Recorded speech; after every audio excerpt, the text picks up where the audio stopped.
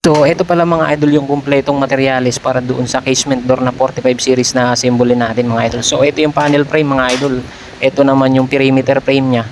So, ayan mga idol, yung kanyang perimeter. So, nandito rin yung kanyang bracket.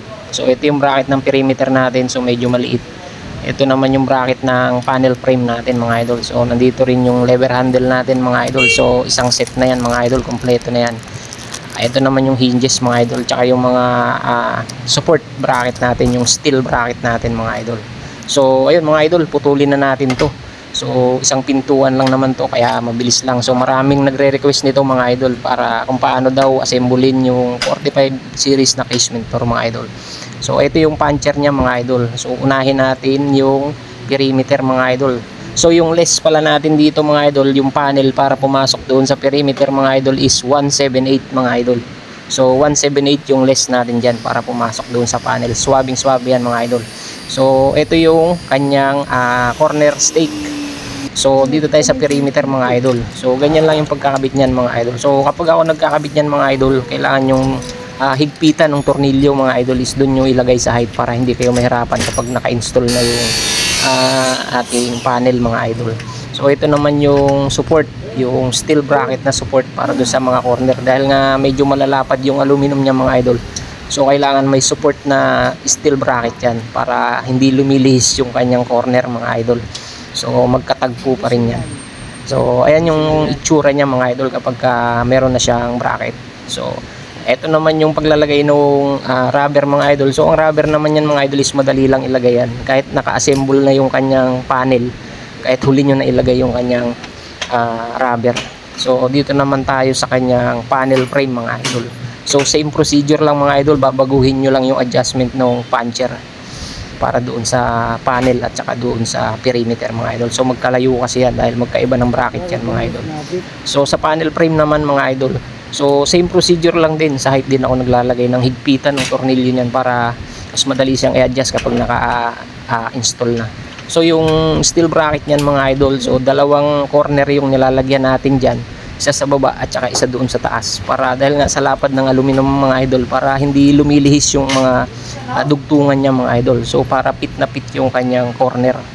So ayan mga idol, ganyan lang yung pag-assemble niyan, sinusuksok lang naman yan tapos hihigpitan nyo lang, siguraduhin nyo lang na hindi nakalihis yung kanyang mga dugtungan at saka hindi malayo yung kanyang tagpuan mga idol.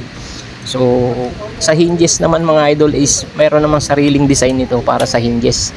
So sa paglalagay naman is ayan mga idol, naka-design na talaga siya. So sinusuksok lang yan tapos may steel plate lang yan na para doon sa screw niya, doon kayo maghihigpit doon sa steel plate niya.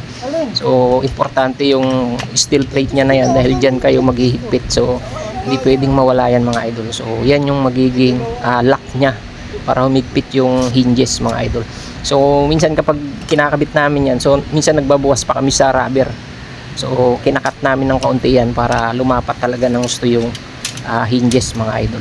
So ganyan lang yung proseso namin sa pag-assemble nung 45 series na casement door mga idol. So bali sa isang height mga idol, so maglalagay tayo ng 4 na hinges diyan sa isang pintuan mga idol. So 4 na hinges palagi yung ginagamit natin diyan. So ito naman yung pagkakaltas nung ating lever handle o yung mortise handle mga idol. So ang pahirapan lang talaga dito mga idol dahil yung 45 series na lock set is medyo malapad. So tumatagos siya doon sa loob ng panel mismo. So kailangan mong butasin ng isang diretso yan. Tagos, halos magtatama na sila ng salamin kapag in-install yung salamin sa loob ng panel. So ganyan mga idol, nakatagos. So yan lang naman ang medyo mahirap dyan mga idol sa pagkakaltas ng ating handle mga idol. Pero sa pagkabit naman is madali lang naman yan. Basta tingnan nyo lang mabuti mga idol. So yung kanyang plate is nakalapat lang doon sa groove ng aluminum mga idol. So hindi siya nakabaon. So naka-flat lang siya doon mga idol. So naka-design talaga yan para sa 60, 68 at saka 45 series mga idol. So ayan mga idol, panoorin yung mabuti baka sakaling may makuha kayong idea na pwede nyo magamit sa mga future project ninyo mga idol. Or doon naman sa mga mahihilig mag DIY mga idol. So pwede nyong gawin ito mga idol. So materialis na lang ang bibili nyo kung mahilig kayo sa DIY mga idol. So ayan mga idol, panoorin nyo lang baka sakaling may makuha kayong ideya. So ganyan lang yan mga idol. So lalakihan nyo lang yung mga butas ng mga screw niyan para hindi kayo mahirapan mag-screw mga idol.